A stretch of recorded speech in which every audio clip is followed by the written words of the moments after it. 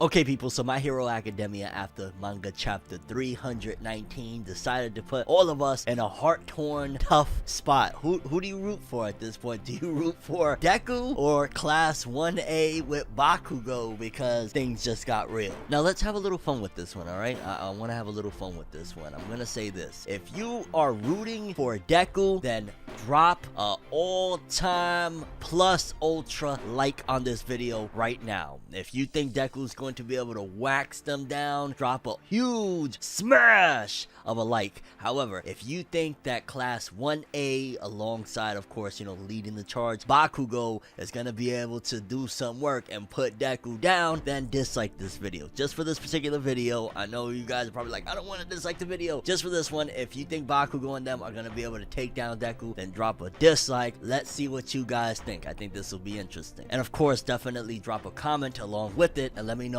why you think that'll go down the way you think it's gonna go down. But fam, we gotta talk, because 319, picking up from where the last one left off, thankfully we're finally back, baby, because I'm just kind of like, holy cow. Okay, because we know that Deku right now, he's on a one-track mind. We know that Deku ain't trying to hear shit. He's like, I'm a hero, I'm a hero, I'm a hero. So how all of this is going to go down, and 319 for the most part was explaining each and every step of what led to Class 1A arriving here. So without further ado, people, let's talk a little bit of that My Hero Academia. Shit just got absolutely real, and I'm all here for it, fam. Ooh, Deku and Bakugo, who's gonna take it? Let's do it. No matter how you move, get it done. No matter how you move, get it done. No matter how you move, get it done. No matter how you move, get it done.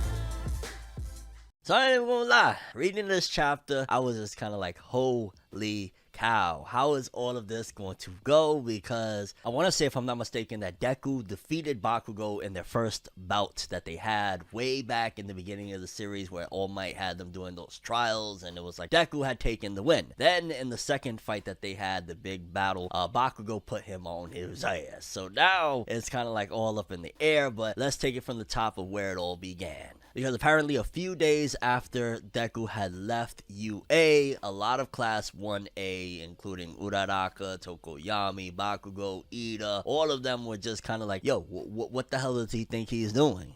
Which definitely kind of emphasized more on Deku's stubborn nature, which I understand that now in retrospect, they're looking at it in retrospect, because they didn't understand completely Deku. Like right now, they are just starting to get it a little bit. They're starting to understand a little more about Deku, but if you think about it, up until this point, they were missing, and they were always missing, that one piece. No Luffy, by the way. Hey, epic reference. No, but they were always missing something about understanding Deku. Obviously, Bakugo was pretty much the only one that could get it, because he was in on the whole secret of One for All with All Might and Deku and things like that. But a lot of them, they couldn't just grasp Deku, and it's kind of interesting to think that Bakugo, the kind of angry rival that Deku has had throughout the entire story, was really the only one amongst Class 1A that completely understands him. Because it immediately starts off with Bakugo saying that damn nerd, he's with Endeavor and the others, talking about Deku to, Class 1A and shit like that, and it seems as though they had like already a big meeting going on, so they were worried already. As soon as those letters came in of Deku trying to run away, like, I'm never coming back, like, they were worried. And of course, Ida, a killjoy, saying, hey, but you haven't been able to confirm it with your mentors, how do you know everything? Like, Ida, if you scared, just say that.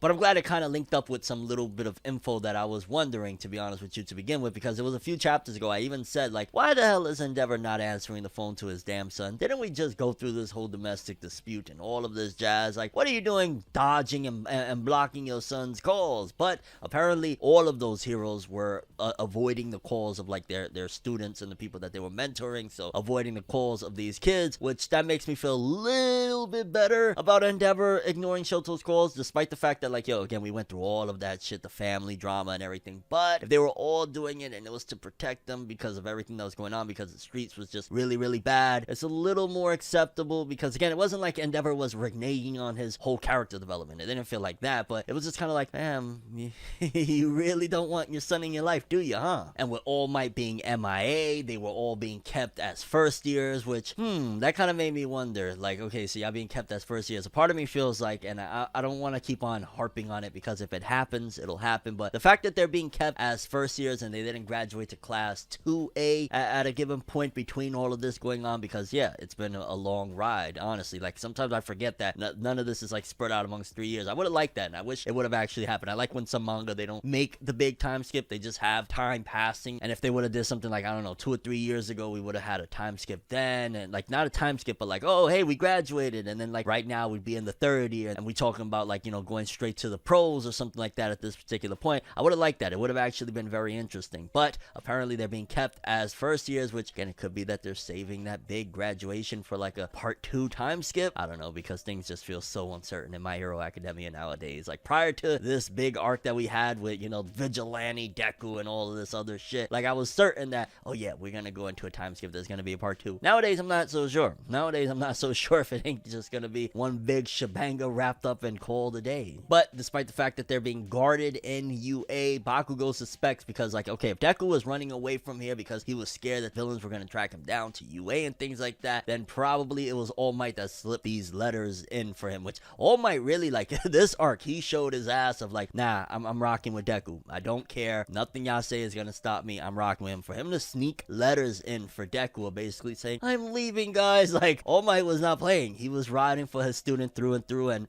I ain't gonna lie, that's admirable. I respect it. It's a little wild because, like, yo, you could be fired. You playing around with a student here, especially one of the most highly guarded. But, well, at the end of the day, if he had, like, you know, the blessing of the principal and them. And again, like I was saying earlier, Bakugo is really the only one that understands Deku, and to a certain degree, understands the bond that Deku had with All Might and how they were one and the same. He was like, yo, they're the worst case scenario. Them going off by themselves, they need to be stopped. Which it kind of makes you wonder, like, wait a minute. For a second when you're reading, they're like, okay, I kind of get it. But, like, yo, Bakugo, you hating a little bit, fam? You mad because you ain't get to leave UA and start on some real shit? Obviously not, but it's definitely interesting just to see how much things have changed. Like, you know, you go to the beginning of the series, Bakugo will be like, I don't give a flying motherfucker about that nerd. Let him die out there. Who cares? Now he's concerned to the point of pressing the issue. And then shout outs to that Uraraka character development. Yeah, when she's like, bet, let's force the issue. Let's push the issue. So they bring it to the principal. And again, that's Uraraka showing that she ain't the quiet little timid girl that was, you know, I don't know. Like, no, let's force the issue right now. We need to save Deku-kun. And following that, the principal tricks Endeavor into being around his son, into coming to class 1A, because again, like, you know, those heroes were all avoiding the children. They were trying to stay away from them, but Endeavor shows up, and yeah, they got a lot of questions there. And I was glad that Shoto actually went and, you know, addressed the issue with Endeavor. And he's like, yo, I thought we was gonna stop Toya together. What happened? Why were you avoiding my calls? And honestly, I wasn't a big fan of that whole idea, right? I wasn't a big fan, and I said it when the chapter went down, that I wasn't a big fan of Shoto being ignored, of Endeavor ignoring his calls, and then Shoto having to press the issue right now and say like, yo, what happened? Like, so you were shutting me out? Why was you ignoring my calls? And it's like, I get it that all the heroes were gonna do that, but I wish this issue would have been handled differently. Like, I wish Endeavor would have actually answered Shoto at some given point and had just said something simple as like, yo, now's not the time. We're gonna do it, don't worry, but just now, not right now, because things is real hectic. Something very, very small to showcase that change that Endeavor's had. So the fact that he was ignoring his calls and shit just kind of felt a little bit like,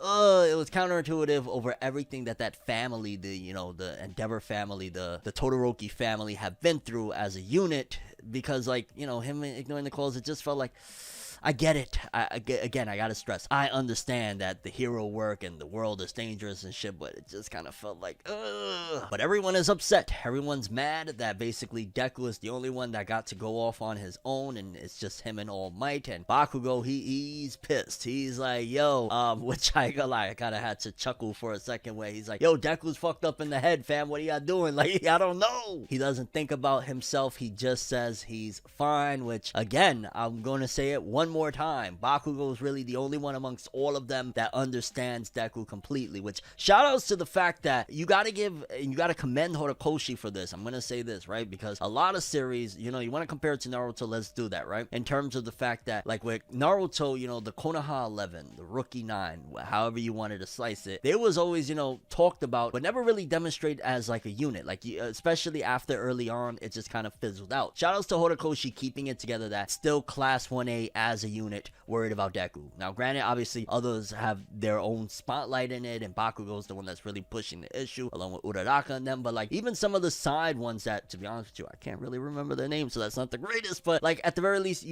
they're being acknowledged, and they're still moving as a unit, like the very beginning of the story. Like, yeah, it's been pushed an emphasis on Deku and them, but you're still seeing Class 1A all together moving to help Deku as it's been from the very beginning. Horikoshi never switched up on that idea. Granted, he hasn't had the time to really add character development on some of the ones from Class 1A, but ultimately, he's still moving them together, and I like that. I appreciate the fact that Horikoshi did not switch that aspect of, no, it's Class 1A as a unit. And Bakugo says, like, yo, you know, he's going to say that I'm fine shit just like All Might. So All Might ain't gonna stop him either, because that's how All Might became the symbol of peace, of saying, hey, I'm fine. He's not gonna stop Deku either. Which after a certain point, I would have been, if I was Endeavor, like, alright, fam, yo, relax already. You jelly? You mad? Because he said, like, not those two. You can't leave them together. Which, I mean, we've seen demonstrated in the past of, like, they're similar and shit like that, but it just makes it seem a little bit more like All Might in the past, along with Deku, have been very reckless together. And I wouldn't say that with All Might being next to him, he's in the past showcased of, like, yeah, I'm gonna be reckless, because usually All Might has kept him in line. So it did feel like Bakugo was forcing the issue more stronger than probably it's been showcased in the past. I get it, the whole idea of them being selfless and not caring about themselves and just going forward, but I don't know, Bakugo was just,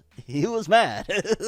And Endeavor's tracking device that he had for Deku, which at the end of the day, you could tell he let it go down. He let that happen, which I hope he has another one of those, because, like, fam, yeah, the pro heroes need to be watching out for him especially. But the tracking device that he had, the GPS, gets knocked out of his hands by Class 1A, and they're all like, even though it's only been a year, he's our friend, we gotta go help him and shit, which again, like I was mentioning earlier, it was really dope to see the different members of Class 1A all working together, all worried about Deku, and even them adding in, yeah, it's only been a year, but we still really rock with him, which again, it's just such a shocker. Like, it's only been a year. Wow. Like, yeah, it's been, obviously, like, thinking back, yeah, it's only been Class 1A throughout the whole story. They haven't been 2A, 3A, or anything like that. But fam, a year, and in real time, it's been like, what, 7? And something that they said when they were talking about One for All, and they said that they want to basically help with the burden of One for All. I'm interested to see moving forward, depending on how this fight, you know, goes, or this battle or whatever of Deku versus Class 1A, how it moves, because, like, now that there's everybody in on the secret, which we're at that point where, like, everybody freaking knows at the very least Class 1A and all of the people that the secret has been guarded from all this time. Now that they're in on it, I'm interested to see how Deku's character moves going forward. Like, because now he doesn't have or he's not going to have all of the burden of hiding this secret from the people he cares about and having to explain it in different ways and yada yada yada. Now a little bit of that stress is going to be taken off his shoulders, and I think that's going to be an interesting thing to see how, again, it impacts Deku now that the secret is out and everybody that he cares about at the very least is going to know what's up with him and how he has this gigantic legacy of a quirk all on top of his shoulders. But then the principal added something that is making me think that by the end of all of this, we might go back to the academia portion of all this, because a lot of us were like, oh, the academia is over, it's a wrap. However, with the principal saying that, oh no, All Might and Deku, they could return to us at any time. Like, once you become a member of UA, there's no, like, oh, we don't care about you no more. You can always return, and it seems as though it was setting things up, like when the principal's talking to Endeavor about, like, oh, we got a new fortified security, we haven't been able to test it out yet, but we got a new security system here, and yeah, bring them back to us, basically, is what the principal tells to Class 1A at the end of their discussion. That made me think that, okay, we could potentially go from this very ominous, dark vibe that My Hero Academia has been in for the last few months, from starting, you know, the little bit of the, I don't want to say time skip, but basically following the war and then the battle against Lady Nagant. We might actually be able to go back to the academia portion of stuff, which I don't know how that would feel and how they would do it. Like, because again, it's gotten so grandiose with the story at this particular point. Would you, and I'm going to ask this question to you, the viewer, right now, how would you be okay with them basically moving it forward into going back to like a training course or something, let's just say a year from now, after some things are sorted out? Like, how would you feel about that in general? That's something that is going to be interesting to note, because for me personally, I don't see how that would actually work, like how that would make sense. Again, I don't think it's going to go down. I think if we do return to UA at some given point after everything is all said and done, unless it gets like demolished or some shit, like, yo, All for One, which I can see that happening, him coming through and blasting the school down or some shit. I don't know, I see like a time skip happening or something, and then us returning and then it moving forward. Like, I don't see them really going back to like that Class 1A versus 1B type of vibe of what the story once was. It just feels like we're so far removed from that at this point, especially with everybody knowing about One for All and All Might, and it just seems too far-fetched. But then we had that awesome panel of the arrival of Class 1A to the field of where Deku was with all those people that were on top of him and shit like that. And they easily roped up that bum assassin that, to be honest with you, I don't remember his name, and I'm not going back to find out because he was a bum that got handled very quickly. And the captives are free, and Deku is right back on it, which, again, the stubborn nature of Deku, it's gotten to high levels that it's never been before, because he's like, yo, bet, I'm fine, so get away from me now. I'm just like, damn, that's a change. Like, Deku, again, he's always been with the selfless nature, but to go this far to basically say, get the fuck away from me, I'm doing my thing, I'm trying to save everybody, I don't got time for your bullshit right now, that's new. That's new and exclusive to where we're at right now in the story. He hasn't been that bad with the stubborn nature of, like, move. It could be too, you equate to all the stress, how bad the city is in shape right now, but then also the fact that he has all of these quirks. Think about it right now, Deku is very overpowered, so probably a part of him feels like, I can handle this. Like, before maybe he didn't feel like he could handle it, I can handle this. And of course him with his selfless nature of wanting to protect everybody, this is his way of protecting them. So you add it all together, and that's probably why Deku is kind of as a dick, fam. But fam, the way Bakugo was talking, I was like, let's go. When he says, wow, real inspiring, the almighty inheritor of one for all, I'm like, ooh, it's about to get spicy. It is about to get spicy here.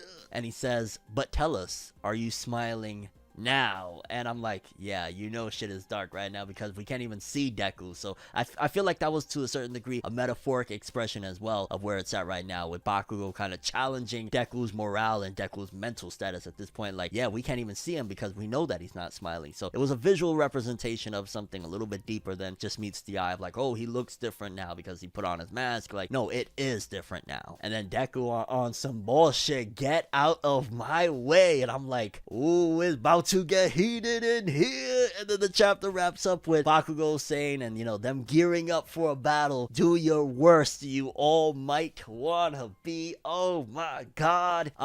Okay, now let's talk. Let's talk on Deku versus Bakugo and the members of Class 1A. Can Deku take them out at this particular point? Now, granted, here's the thing. I'm gonna say this. Full power Deku of where he's at right now with all the quirks and everything, he's washing them. Easy.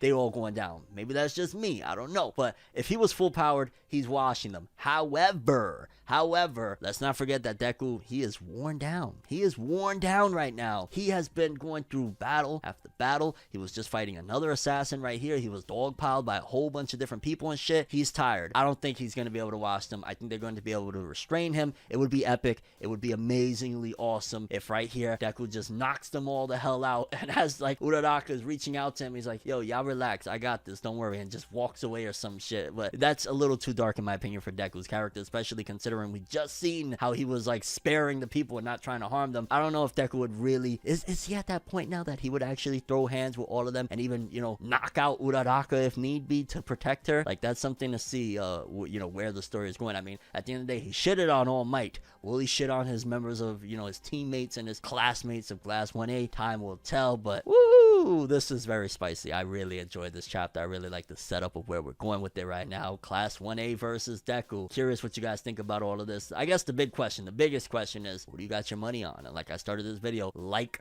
for Deku with his bajillion quirks of one for all. Dislike for Bakugo in Class 1A if you think they're going to be able to take him down, restrain him because he is tired. And your overall thoughts and expectations for the future of My Hero Academia's manga with chapter 320 and beyond. I'm hyped, baby. I'm hyped. But that's all I have for this one. Thanks for watching. Hope you enjoyed. If you liked anything I had to say or enjoyed the video, drop me a like. I'd greatly appreciate it. And if you want more from me, make sure to subscribe. Follow me on Twitter, Instagram. Hit that bell to get all notifications. And if you want to follow any of my other social media, links are in the description below. I'm ForneverWorld, and as always, people, have an awesome day. And remember the golden rule. Anime and manga for life, boy. Have an awesome day. Peace in. And yeah, it just got real with Deku versus Class 1A. How's it gonna go? I don't know, but I'm hyped to find out. Have an awesome one.